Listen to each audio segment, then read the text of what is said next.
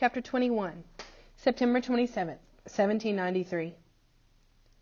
At other places we found a parent dead, and none but little innocent babes to be seen, whose ignorance led them to think their parent was asleep.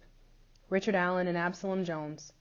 A narrative of the proceedings of the black people during the late awful calamity in Philadelphia in the year 1793. Her mother was dead, broken in the eyes of tiny Nell. Her name was the last bit of information I could get from her. Seeing her mother's body, quite clearly a victim of yellow fever, on the bed seemed to make her mute. She stood before me, and before I realized what I'd done, I picked her up and cradled her close. Now what? I couldn't care for Nell. I could barely care for myself. And her mother needed burying, though I didn't relish another trip back to the public square. I had to find someone to care for her. None of the neighbors who answered their doors knew anything about the family, and they all had enough problems of their own without taking in the child.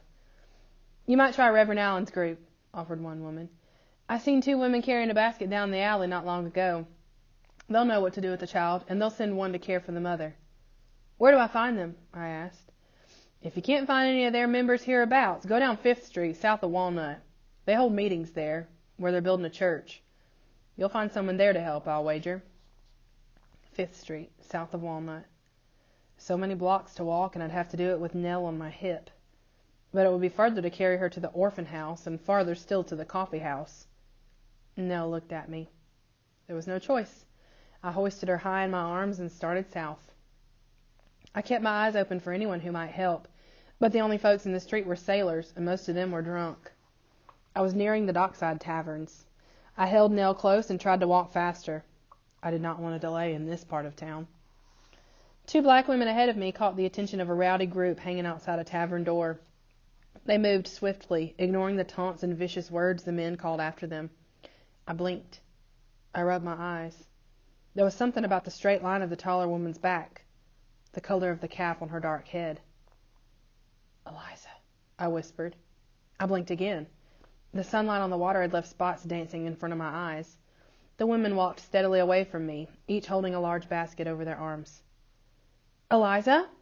They turned into an alleyway and disappeared. "Eliza!" I screamed. My feet found their strength, and I took off at a full run, Nell bouncing painfully and gripping my shift for her life. "Eliza!" A filthy man from the group in front of the tavern broke off from his friends and chased after me. "Hello, love," he slurred. His breath carried the stench of dockside garbage, whiskey and filth, hardtack and disease. "Come and dance with me." He tried to pluck Nell from my arms. "Come dance," he insisted. Nell wound her legs tightly around my waist and bit the man's hand. He howled with outrage while his companions collapsed in laughter. I held tightly to Nell and sprinted for the alley, afraid to look over my shoulder. "Glad you're on my side," I told Nell. She stuck her thumb back in her mouth as if nothing had happened. The women were gone. I walked down the alley to a courtyard. It should have been crowded with playing children, chickens, and pigs, but was quiet save for the noises made by a tired woman hanging out laundry. I checked behind me. The drunk had found another sport and had not followed us. Nell was growing heavier by the minute. I carried her over to the woman hanging out her wash. "Please, excuse me, ma'am.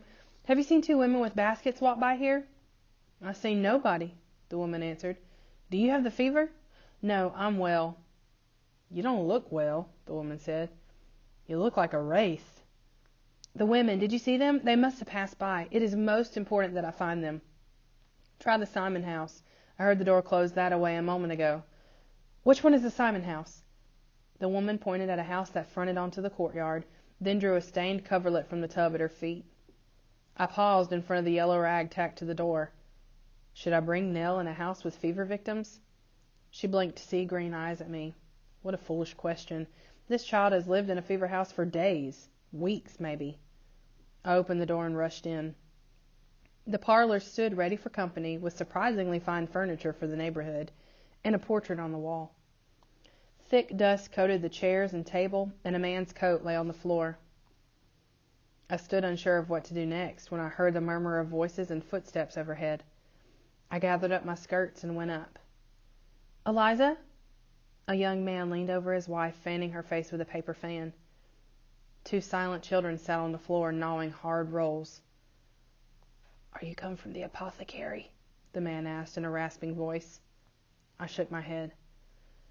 They promised to send Peruvian bark. It may save her yet. He shifted the fan to his other hand. Why then have you come? I'm looking for Eliza. I was told she was here. We have no Eliza here, he answered. I looked at the children again. Did 2 women just come to deliver those rolls? The man nodded. Saints, angels. They're from the Free African Society, God bless them. If one is the Eliza you seek, you might find her yet. They had several other homes to visit. I ran back to the street. Where could she be? I couldn't try every door or go in every house. What if she left one house as I entered another? There was only one solution. I set Nell on the ground and cupped my hands around my mouth. Eliza!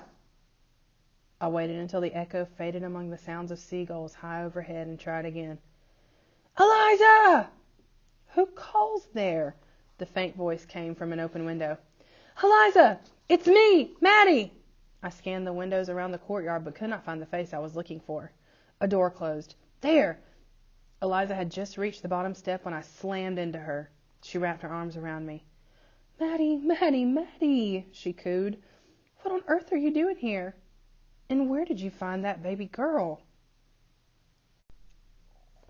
Chapter 22. September 27th, 1793. Yesterday the worst day yet. Even those who are not sick have eyes tinged with yellow. More doctors are ill and dying. Dr. Benjamin Rush, letter, 1793. It all hit me at once. My fears about Mother, the fever, Bush Hill, watching Grandfather die, being scared, alone, and hungry. I cried. I cried a river, and poor Eliza did her best to comfort me. The kinder her words, the harder I cried. When I finally paused to catch my breath, she had one question. Why aren't you with your mother at the farm? What do you mean? I asked. Mother didn't come to the farm with us. We never got there. Oh dear, said Eliza. She looked around at the deepening shadows. We can't stay here. You're coming with me to my brother's. You can tell me what happened as we walked. Eliza pulled her companion aside and spoke quietly. The woman looked at me with an arched eyebrow and walked away. Am I taking you away from your work? I asked. Do you need to help your friend? It's time for all of us to be safe at home, said Eliza. She pulled a roll from her basket. Is this little one hungry? Nell snatched the roll without a word and took a huge bite. That's a good answer, said Eliza. She laid her hand on Nell's forehead and neck. I don't think she has the fever, I said. I hesitated. I didn't want Nell to hear me discuss her mother. She's alone. Eliza nodded. We have to hurry, she said. Do you want me to carry her? Nell tensed and locked her arms around my neck. I would have gratefully delivered her to Eliza, but I didn't think my neck would survive. I'm fine, I lied. Eliza led me down back streets as I briefly explained what had happened since Grandfather and I left the coffee house. I skipped the hardest parts. Being alone with Grandfather's body, lying in Bush Hill, the robbers. I didn't want to cry in front of Nell. Eliza didn't say anything, just shook her head and hurried me along until we reached the narrow street where she lived. Her brother, Joseph, was a cooper. He made barrels, a good trade. Eliza lived with Joseph's family in a small apartment above the cooperage. I stopped at the bottom of the stairs. I had to know. I covered Nell's ears. Where's Mother? She's dead, isn't she? She's dead and you're trying to shield me from it. Eliza put a hand on her back and stretched. No, she's not dead. Don't think that for a minute. Last I saw her, she was recovered from the fever and bent on following you to the farm. The knot at the base of my neck loosened. I must go there then. I have to find her, Eliza. Hush, you can only climb one mountain at a time. Come upstairs and eat some dinner. We'll think better with full bellies, I promise. I'll tell you all I know. She led me up the stairs to a small set of rooms, dimly lit but clean-smelling and orderly. Joseph's wife died last week, Eliza whispered as we paused in the doorway. He mourns her something terrible. He's still in bed recovering. He's weak, but he'll survive. Thank the Lord the boys haven't taken ill. Plump-cheeked twins stormed Eliza as soon as she crossed the threshold. These are the boys. She hugged them tightly before disentangling herself from 4 arms. We have company, she said. This is Maddie, my friend from the coffee house, and Maddie's little friend, Nell. Maddie, this is Robert, and this is William. The boys peered shyly at me, then hid their faces in Eliza's skirts. Nell mimicked them, hiding her face in my neck. If I didn't set her down soon, my arms were going to snap off at the shoulder. "Is that you, Eliza?" A tiny woman leaning on a cane slowly made her way into the room. Snow-colored hair framed a deeply lined face the color of aged mahogany. She looked to be the oldest person I'd ever seen. The woman walked straight to me and poked my arm. "Who's this?" she demanded. As Eliza explained, the old woman harumphed and snorted. "So you got to feed them too?" she asked. "No, ma'am, Eliza doesn't have to feed me," I protested, although that's exactly what I was hoping Eliza would do. "We came across each other in the course of our errands. I'll need to go home soon. And Nell—" I wasn't sure how to end that sentence. The old woman shook her head. "You don't leave until you've eaten. I've seen brooms with more meat on them. The stew is hot, Eliza, and you still have bread and turnips. I'll come again in the morning." She turned in the doorway and pointed a finger twisted with work and age at the boys. "No trouble from you two. Let your papa sleep and mind Eliza, or I'll send a ghost after you." The boys stared with wide eyes and nodded. The old woman chuckled as she walked out, her cane heavy on the floor. "I'll stop by tomorrow. We'll see if the wagon from Litzitz comes on time. Never thought the day would come when I wish I worked on a farm again." Her voice faded as she made her way down the street, one step at a time. The boys stared at the closed door. "That was Mother Smith," Eliza told me.